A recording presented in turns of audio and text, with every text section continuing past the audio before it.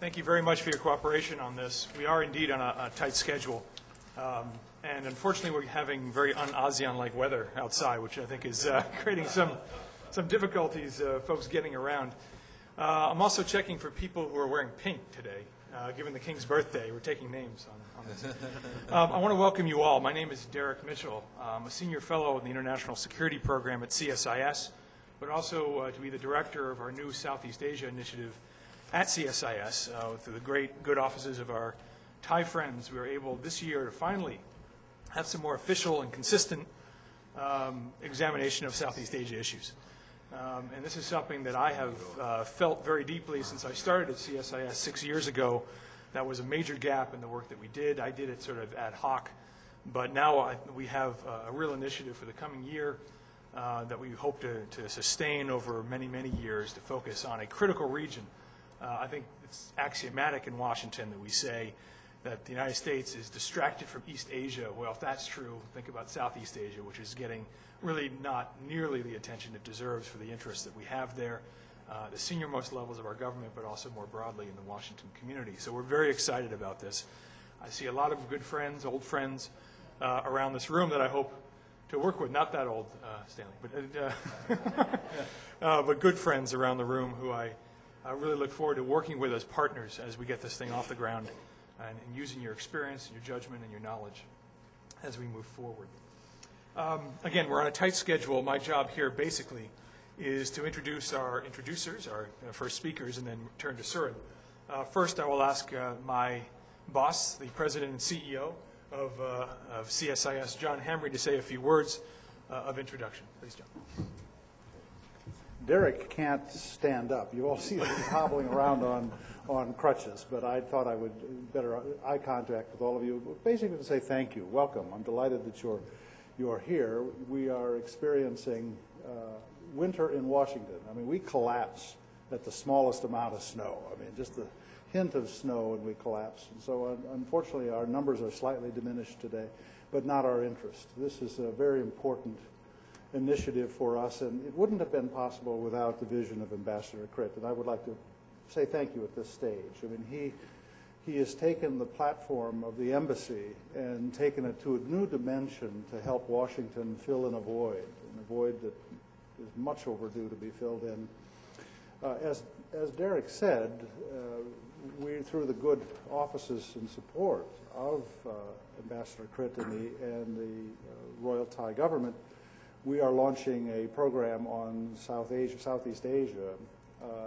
You know, there's those old maps in the United States where there was a vast blank space east of the Appalachians. It was called, you know, incognita territory. You know, nobody knows what's out there. And I hate to say it, but in the intellectual landscape of Washington, that's really the situation with Southeast Asia. It's unknown territory for us as an intellectual space. There might be people that have traveled there, vacationed there, this sort of thing, but Washington as in a policy landscape, with the exception of Al Laporta's over here, who's been pioneering in this for so many years, it's just not a strong consciousness in the Washington policy landscape on this very important region, becoming more important.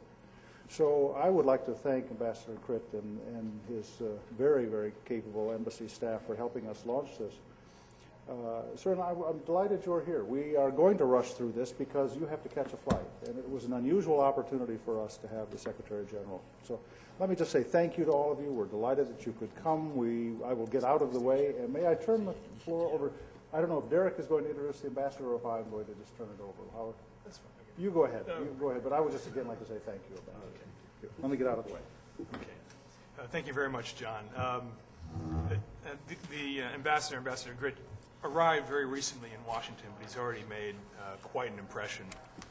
He's displayed enormous vision in promoting not just Thai interests, but Southeast Asia interests here in Washington. He has a distinguished career from years in serving the Thai government.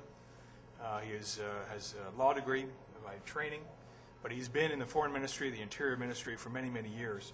So we are really, really grateful to have him here in Washington and to work closely with him in coming years.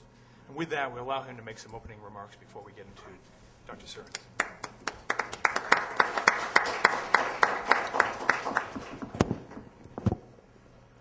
Dr. John Hamre, Dr. Surin Pitsuwan, Derek Mitchell, Excellency, the Ambassador of Indonesia, and ladies and gentlemen, it is indeed a privilege to be here participating in the launch of the Southeast Asia Research Program at the CSIS. I would like to thank, in particular, President John Hamre for kindly hosting this event. I'm honored and grateful to the ASEAN Secretary General Designate, Dr. Surin Pitsuwan, for kindly sparing the time, traveling all the way from Bangkok to be here with us as a keynote speaker and share his vision and wisdom on the future direction of ASEAN and Southeast Asia and its implication for the United States engagement in the region. Now, just a few thoughts. Southeast Asia has been broadly recognized as a region of vital strategic importance, given its geostrategic location, geopolitical significance, and potential or real economic strength. These factors have in the past proven sufficient, at least at certain historical periods or for the purpose of certain specific exigencies, some of which not altogether welcome or benign. Some of these have been sufficient for countries of the region to assume a degree of relevance, gaining recognition or role in affairs affecting regional stability or that beyond. However, in recent times, becoming more visible are the efforts on the part of these countries to make good on the strategy of gaining greater leverage through greater integration. ASEAN is now going about strengthening its own house, a process which will necessarily be gradual, given the need to keep all and sundry on board through confidence building and through consensus. This process of broadening and deepening integration should also be seen as a design to build up ASEAN's own capacity to take care of problems within its own ranks or within its very own patch. This trend has become more and more perceptible or more pronounced in the recent soul-searching exercise, which culminated, as you know, on the recently signed ASEAN Charter with its groundbreaking, though some may say modest, provisions on democracy, rule of law, and human rights. Unfortunately, if one may say by way of generalization, within the United States itself, these efforts at building up integration in that region, political, economic, and otherwise, on the part of ASEAN, have either on the one end of the spectrum passed by unnoticed, or at the other end, given rise to wildly inflated expectations that ASEAN, for instance, could or even should expel any erring member from its own ranks. There is perhaps some amount of truth in the assertion that the importance of the Southeast Asia region in the eyes of U.S. policymakers have steadily receded in the past decade or so. Also, that researches and studies conducted by prominent think tanks in Washington, D.C., and by leading universities in the United States have been dominated by conflicts and hotspots of the day, leaving Southeast Asia very much out of Washington's intellectual framework. Despite the vastly changed political landscape in Asia, we have indeed witnessed a decreased role and engagement of the United States in Southeast Asia. Therefore, ASEAN must not become a missed opportunity for the United States. Paying greater attention to ASEAN and Southeast Asia is not being asked of the United States as a gesture of goodwill, but it must come from the realization and the cold calculation on the part of the United States of its own interests in Asia and Southeast Asia. In an effort to reinvigorate Southeast Asia within Washington, D.C.'s intellectual framework, the Thai Embassy strongly believes that the CSIS is a leading institution with many prominent scholars and experts keen on conducting policy research and studies in Southeast Asia and Thailand, and on expanding cooperation with countries of this region. The launch of the Southeast Asia Research Project today reflects our full confidence that the CSIS will play a crucial role in generating better understanding about Thailand and Southeast Asia, as well as bringing back the entire region into Washington's radar screen. The setup of the Southeast Asia Research Project is a collaborative effort between the Royal Thai Embassy and CSIS. I look forward to closely working with the CSIS, fully believing that Southeast Asia Research Project here will flourish and will become sustainable in the long run. Once again, I would like to thank, with appreciation, Dr. Hamre and all his able staff, the CSIS, for the cooperation and cordial relationship, and also to express my profound thanks and appreciation to Dr. Surin Pitsuwan. I yield the floor to you, sir.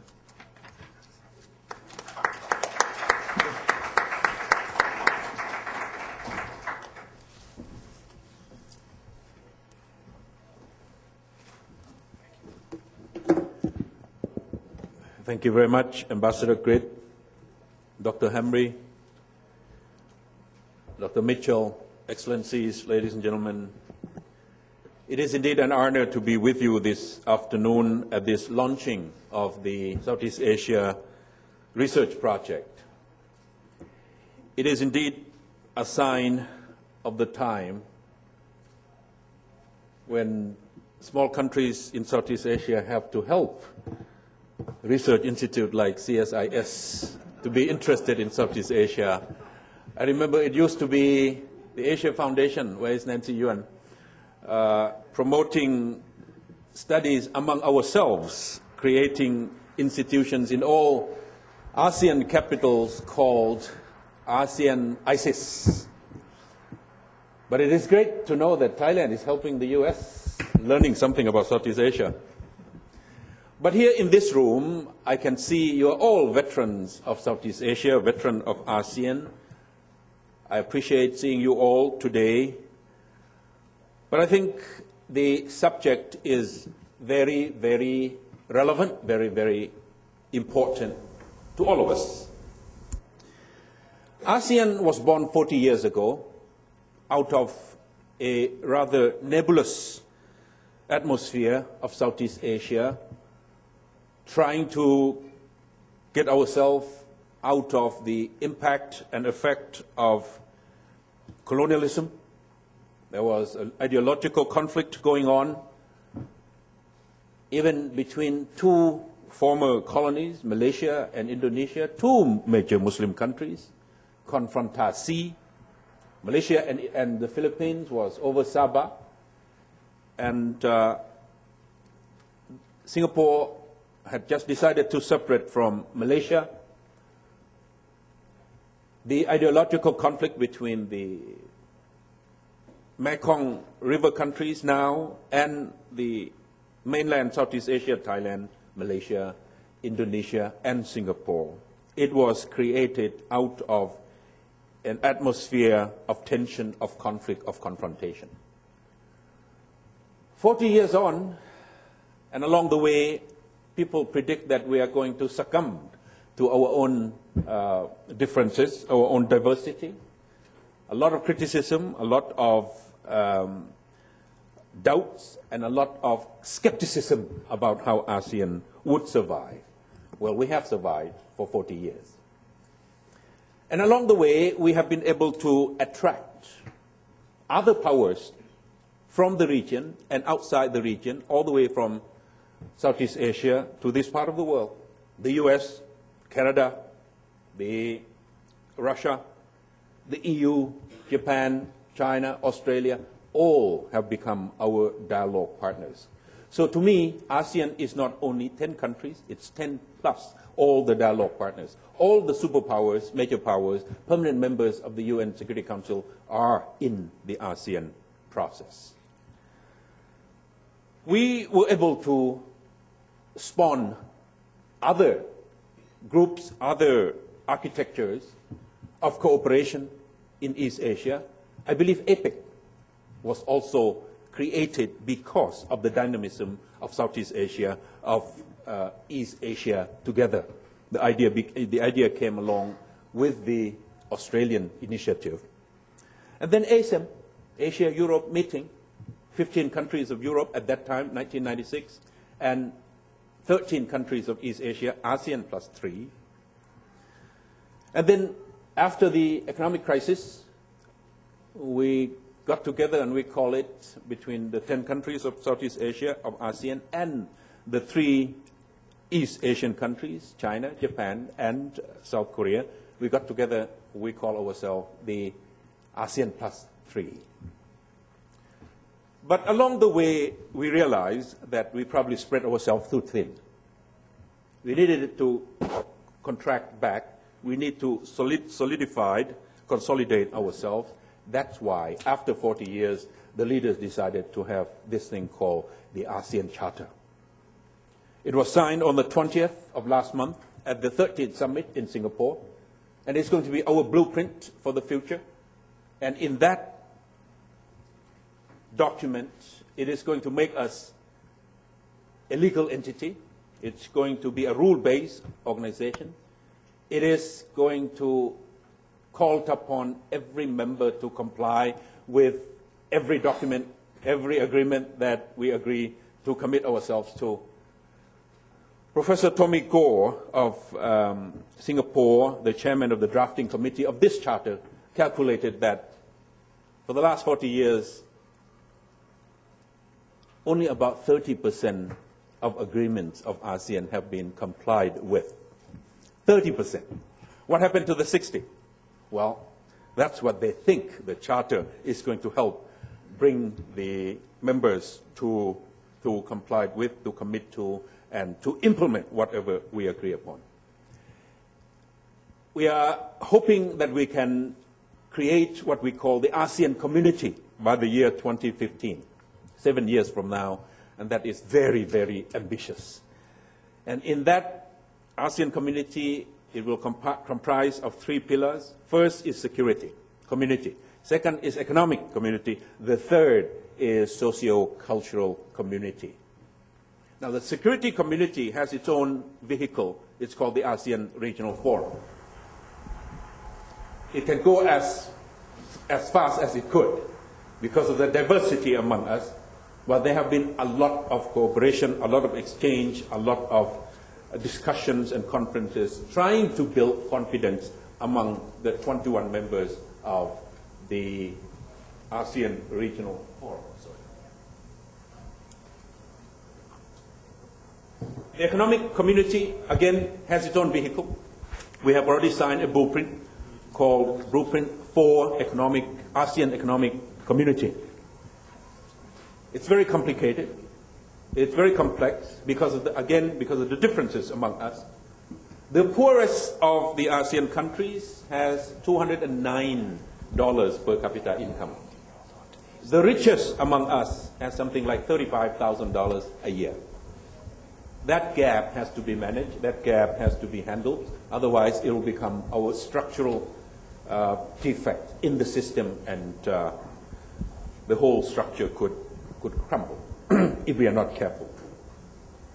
So it is going to be complicated to create one market, one investment field, so that skilled labor can cross borders can choose employment in one country or another within the 10. That's going to be quite a challenge to create one unified market, 567 million, very easy to remember, 567, in 10 countries in 7 years. It could go as fast as it could. But I think what ASEAN needs is an identity, an ASEAN identity. The third pillar is going to be socio-cultural community. That's where the civil society will have space. That's where the academic institutions like yourself, as being part of the dialogue partner like the US, can have a space.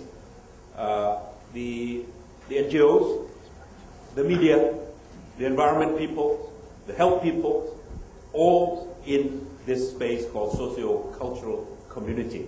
I think this is extremely important and this is extremely exciting.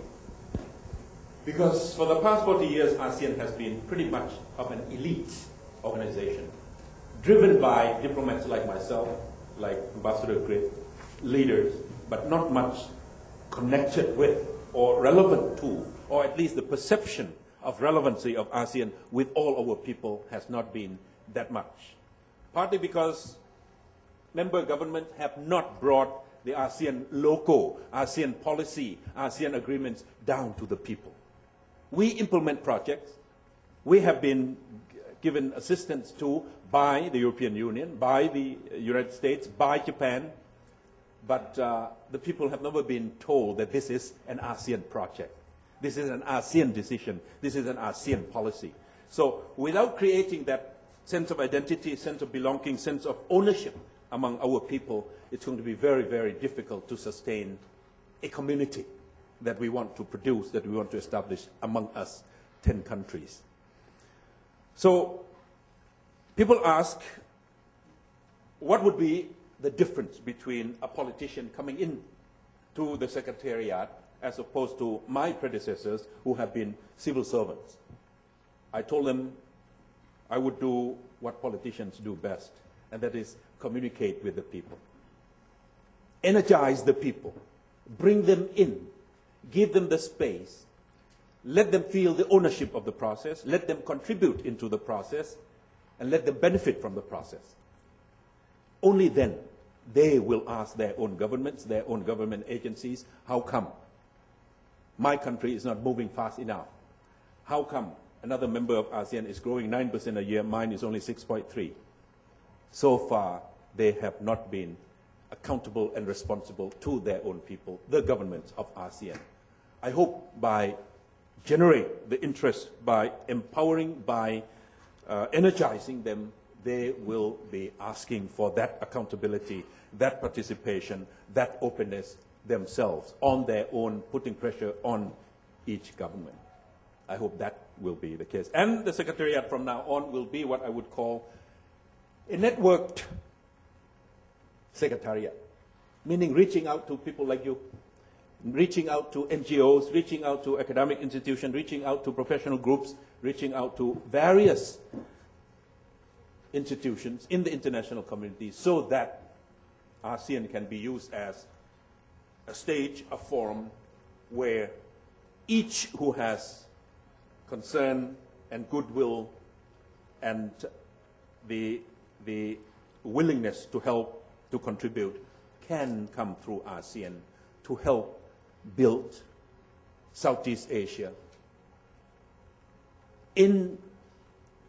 according to Southeast Asians' own wish, that is creating what we call community of caring societies. And I hope that would mean open, that would mean participatory, that would mean accountable, that would mean compassionate, that would mean, well, if all those are included, it would mean democratic and respect for human rights.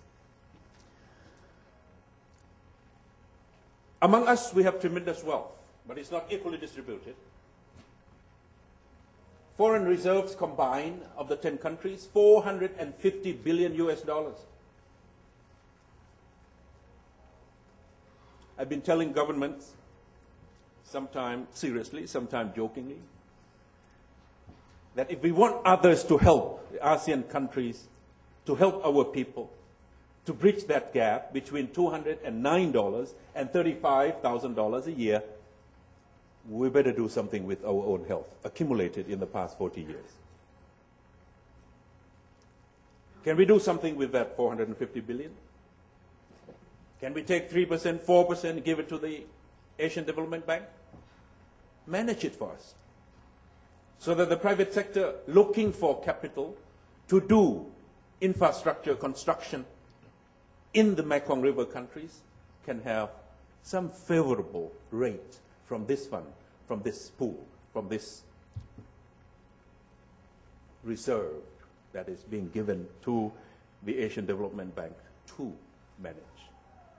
I don't know if that is possible, but some creativity has to be found in order to show to the world that we have the wealth, we are willing to invest, and we want your help at the same time. I have a vision of creating, help create, persuade governments, persuade dialogue partners to come in and help create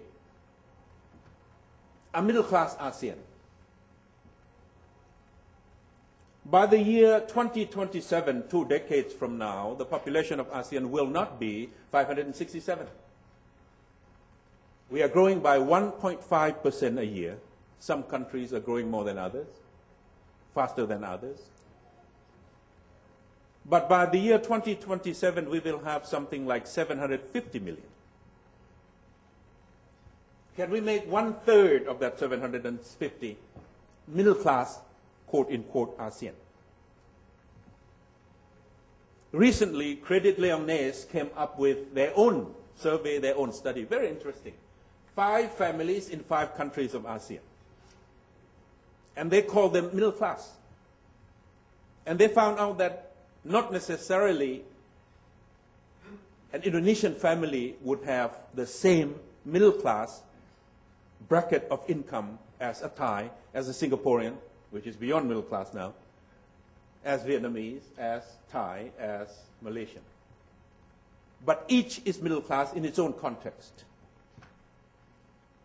If we can make 1/3 of ASEAN population in the year 2027 middle class, it is going to be a very, very powerful base for further development, for transformation, for democratization, for accountability, for participation, serving as a very effective transmission belt of wealth distribution that we have accumulated in the past few decades.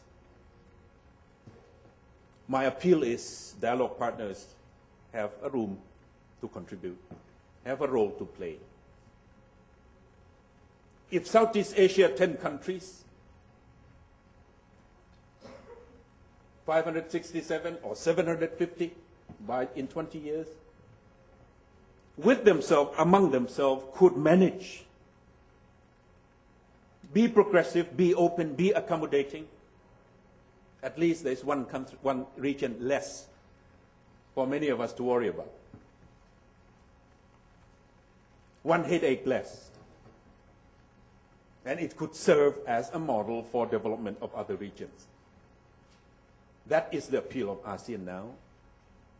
That is the attraction of ASEAN now.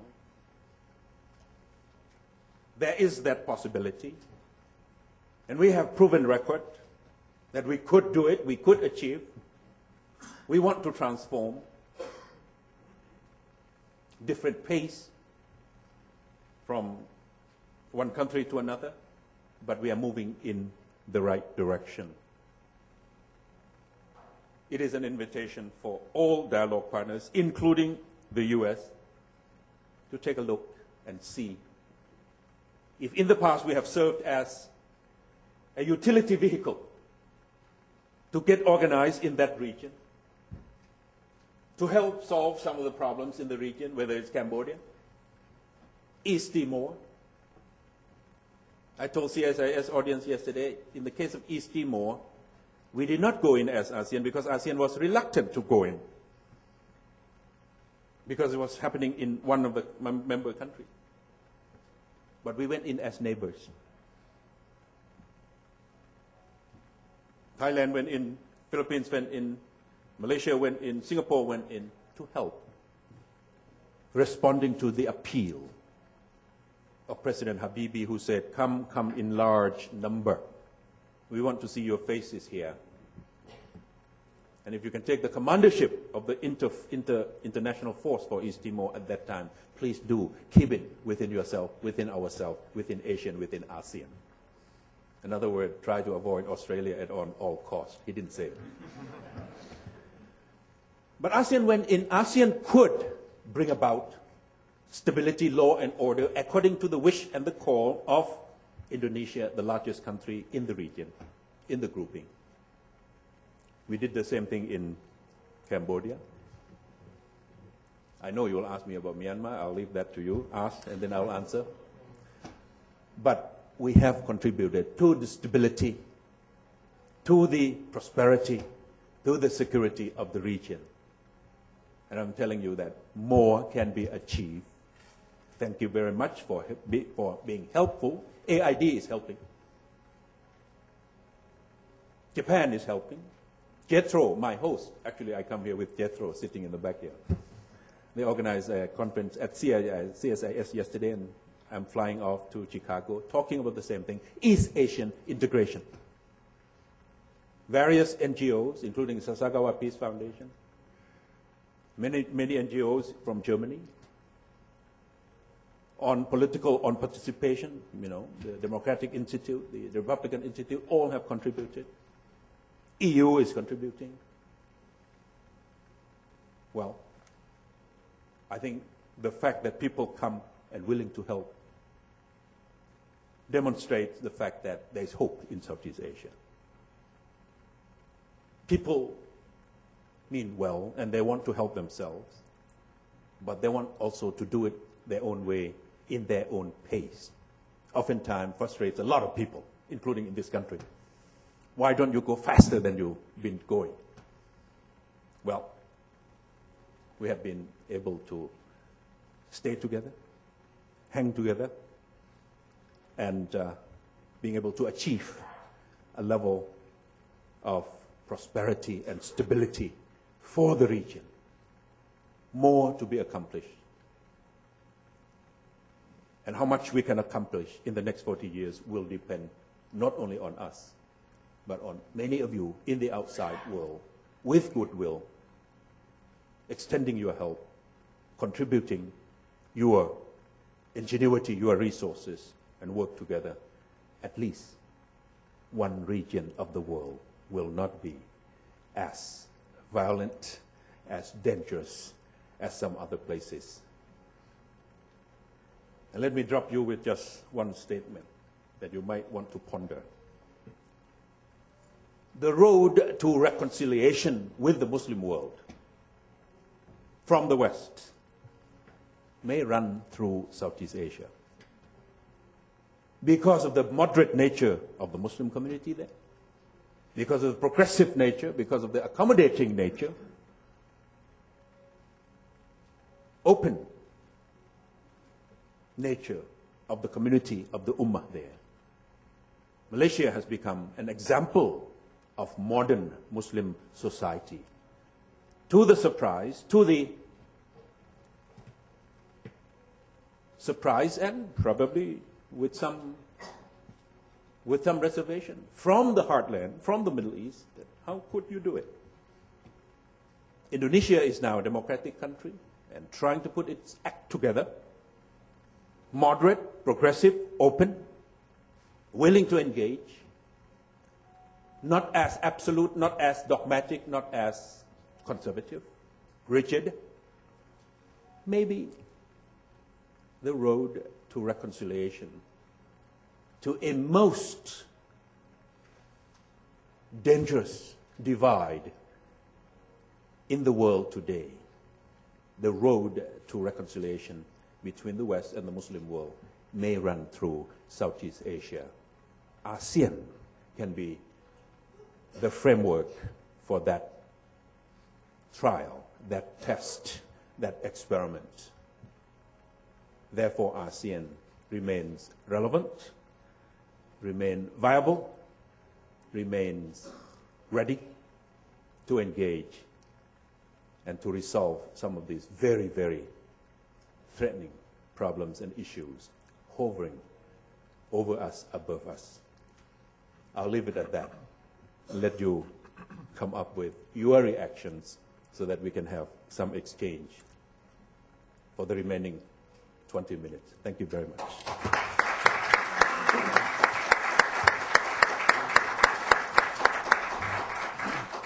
Thank you very, very much, sir, for quite a wonderful and quite a passionate talk, I should say.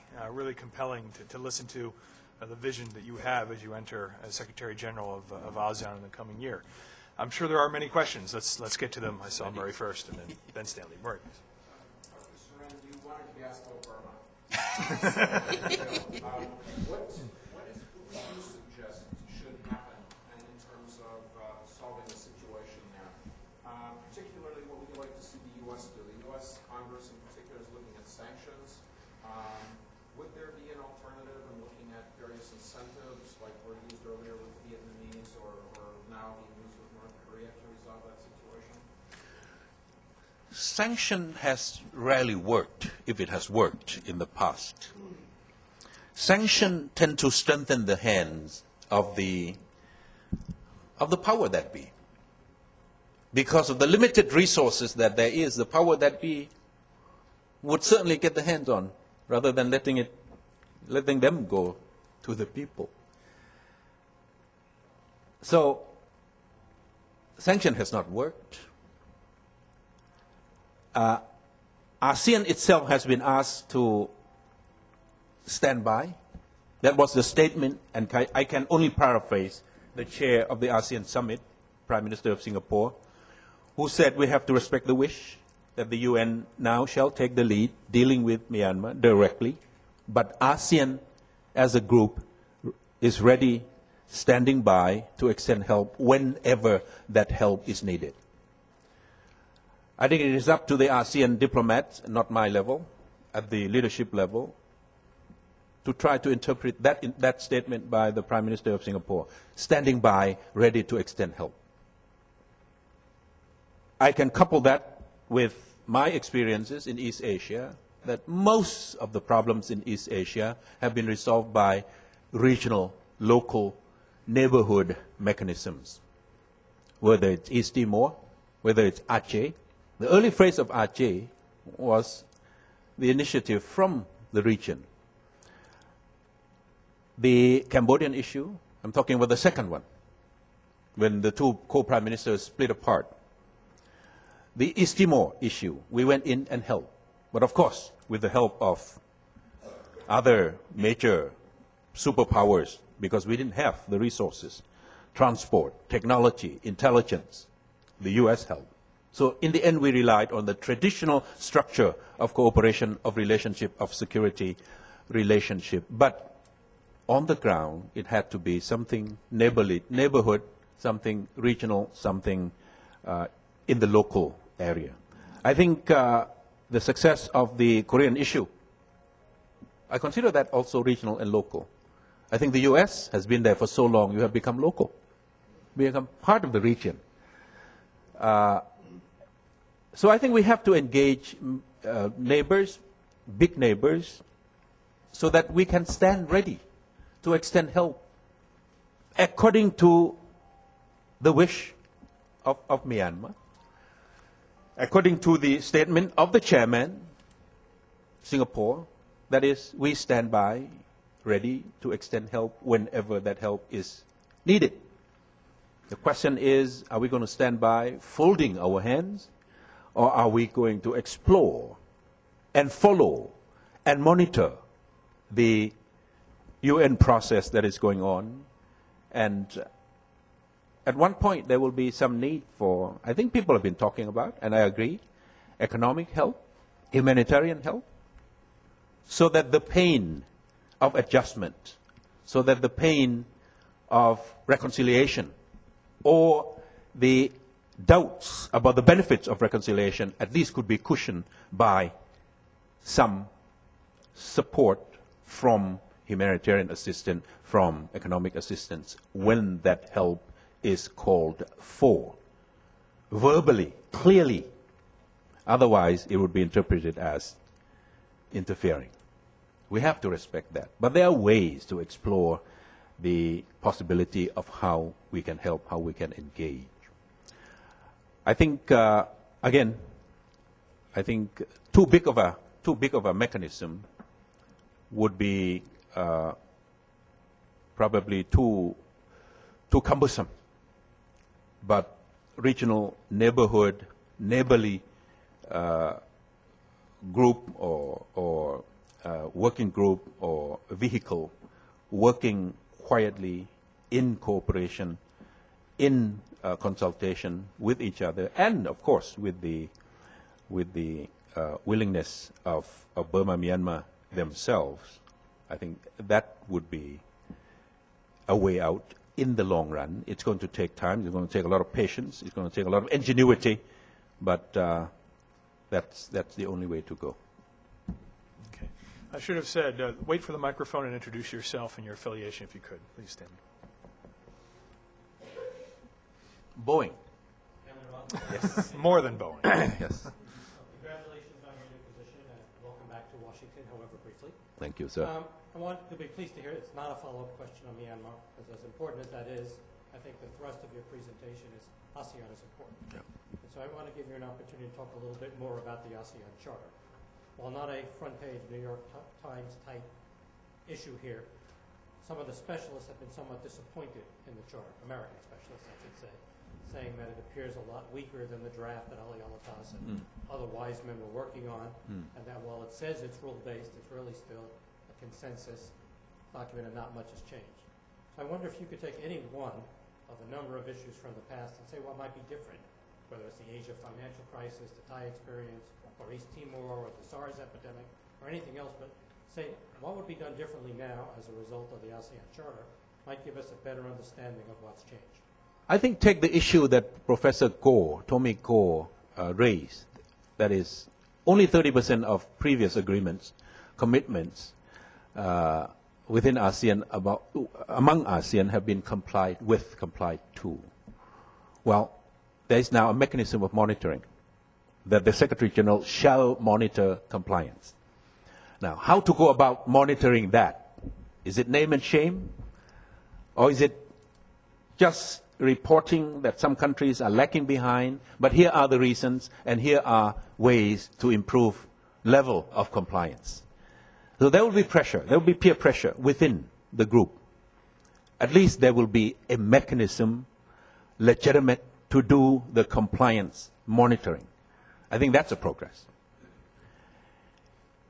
Human rights body, still we don't know what it is going to be like, but it is an agreement, there is an agreement to establish the human rights body. That's a progress. I believe that any commitment at all committed to, sign on to by the members will serve as a basis for further progress.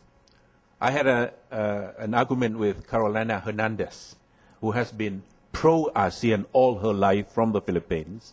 She's very, very disappointed. In fact, she's heartbroken that it has not gone far enough. But I told her, at least we have a beginning. At least we have something as a legal basis for us to grow on from here onward. And we will hold on to it. How much we can do with it, it depends on the ingenuity. It depends on the creativity. It depends on the energy of those who want to run, who want to lead ASEAN from now onward. But at least there is something, a platform to stand on.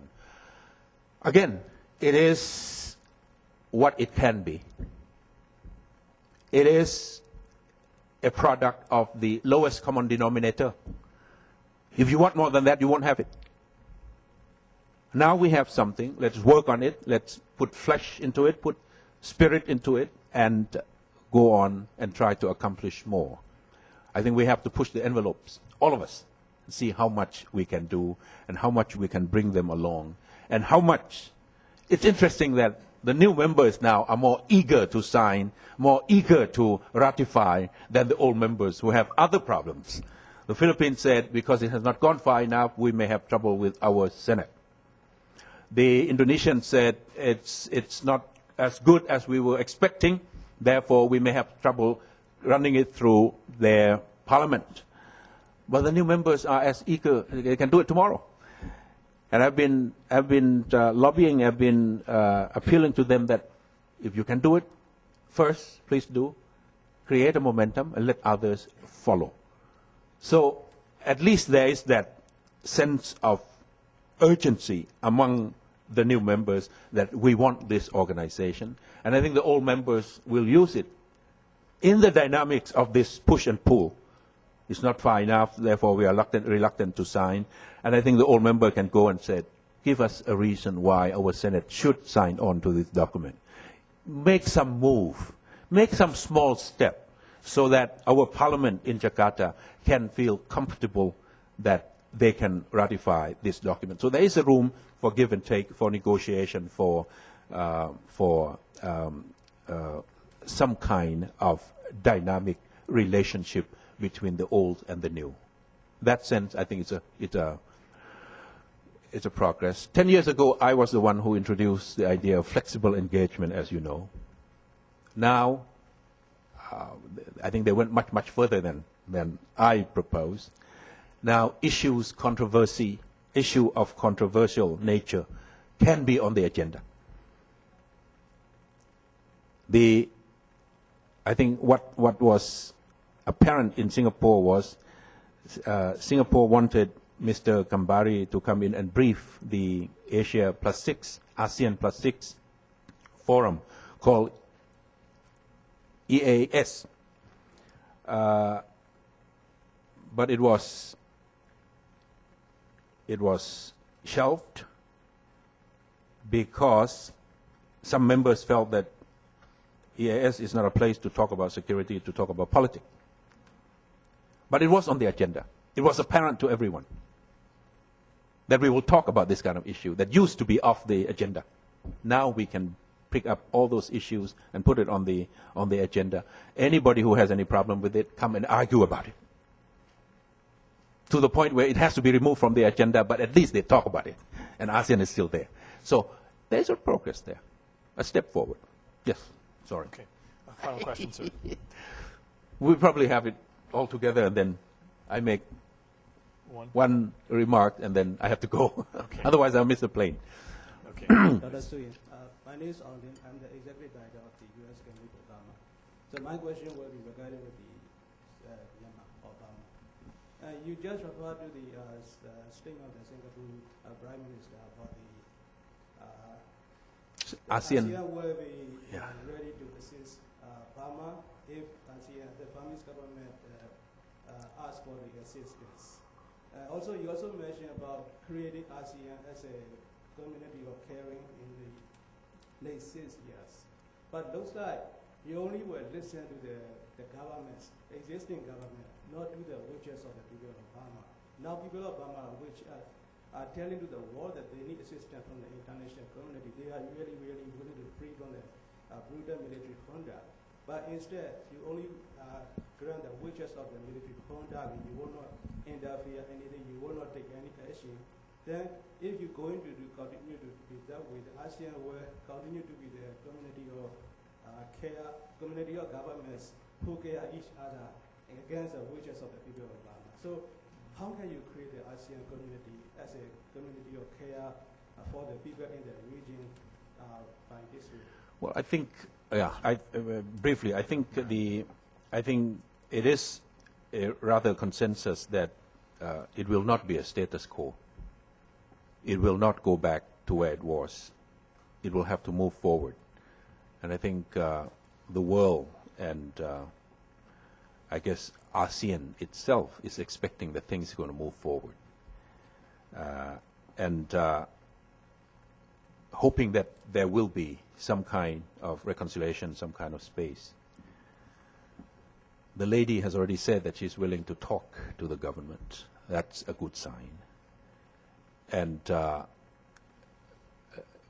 as I said, we hope that the UN process is going to lead to more space, more voice of every party in the process, so that it will not be just one voice. And if we stand ready to extend our help, I think we have to explore the possibilities of what kind of help, in what form, at what point, under what conditions. I mean, we have to find out for ourselves. And again, it's a matter of dynamic give and take. What is possible, what is useful, what is appropriate. I don't think you can just barge in saying that this is the way the people want. That's not how things are being done. Certainly not in ASEAN. So I guess we have to find some ways, on the table, on the side, listening, discussing, asking for advice, asking for support, listening all sides, until such time when the space is more open, then there'll be more voice. But right now we have to make do with what we have. Yes. Do you have time for another one question? more, Or yeah. One more I have to question? rush. We'll take two. We'll take one from Drew, and then I have one as well, just very quickly. I'll assert the prerogative of the chair. Please, Drew. Thank you very much. I'm Drew Thompson with the Mason Center. You mentioned first of all, thank you for a very inspiring speech. It felt a little bit like Iowa for a moment there, and I think you'll find people will be willing to stand with you soon. Yeah. I'm not running. Good. You mentioned several of the ASEAN dialogue partners in a very favorable light and the role that they've played in the region, but you made no mention of India or China. Could you give your vision of what role they would play in the region? Can I ask one additional country that's not in there is the United States? And given we're here, I wonder if you can, we talk about the U.S. is not engaged adequately in the region of late. At least that's the general impression. I wonder if you can give us some advice as how we can be doing better. Yeah. What their U.S. role should be to correct. I think India, China are very, very important factors in our own evaluation of ourselves. I think the phrase is the oxygen has been taken away from Southeast Asia as far as the foreign direct investment is concerned. It's gone to China, it's gone to India. So we better look at our own house, our own organization, what went wrong. Well, we have to create a bigger market for potential investors. Come in and you have 567 million, truly, with high purchasing power. The world is very much excited about the middle class, rising middle class of China, rising middle class of India. I say we can create the same middle class. It takes some effort, takes some vision, it takes some leadership and some commitment and some help. Therefore, it is growing very fast, like a train, leaving the station with momentum. ASEAN is feeling that it is being left behind. In that sense, it has created a sense of urgency among us. And we have caught on to the velocity, to the momentum. We have become become part of the supply chain of both China and India.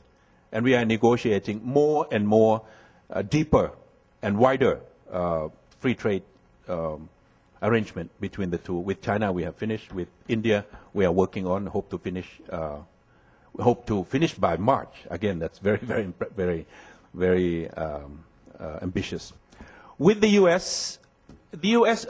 is still the only power in the region that could provide a sense of security and a sense of stability. But it needs to be present more and need to be consistent. I think the missing opportunity, the missed opportunities, whether at the level of the President, at the Secretary of State, have been quite serious in the eyes, in the minds, in the perception of the people in the region. Anybody can argue that, but we are there, even though we are not apparently present. We are there, ready to help. We are there when the tsunami came, only power that can deliver the services and the rescue. That's true. But tsunami doesn't happen every day. And people want to see, the European Union want to see the US, want to see the Chinese are there at the same time, because that's how we feel comfortable about us being the stage for everyone, every power. The fulcrum of the power plays in the region. US has been absent, and absent rather conspicuously. Therefore, I think yesterday I heard some wise words about the US being a bit impatient about the way things are being handled, being managed in Southeast Asia, in ASEAN. It is too slow. It is step by step. It is not clear. You want it black and white. That's not the way we do things in Southeast Asia, in ASEAN. We let things go, we let things roll, and in the end we arrive at something, this is the ASEAN way. For a long, long time the US has been there and understanding that process. But in the recent years, I think you have other commitments, you have other pressing issues somewhere else. So the stage of ASEAN has been rather empty as far as the US is concerned.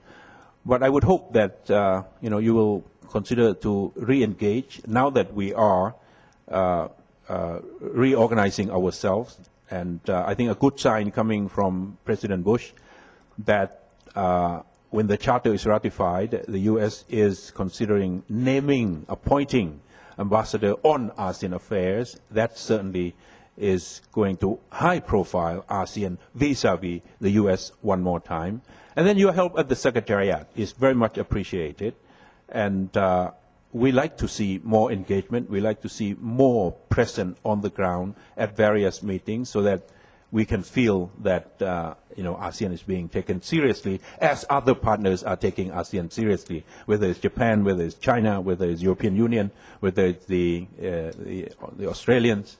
I think it would be helpful for us to achieve what we are trying to achieve, our vision of one Southeast Asia, open, progressive, and able to take care of itself with participation, with contribution, with cooperation for dialogue, from dialogue partners like the U.S. Thank you very much. We will be serious about it at CSIS for the coming many years, and we look forward to your leadership in ASEAN. We look forward to the partnership. We look forward to being part of your socio-cultural community, and along with many others here in the audience. And we need to let you go. But thank you very much. Thank you to the Thai Embassy as well. Thank you very much. Thanks so much. Yes.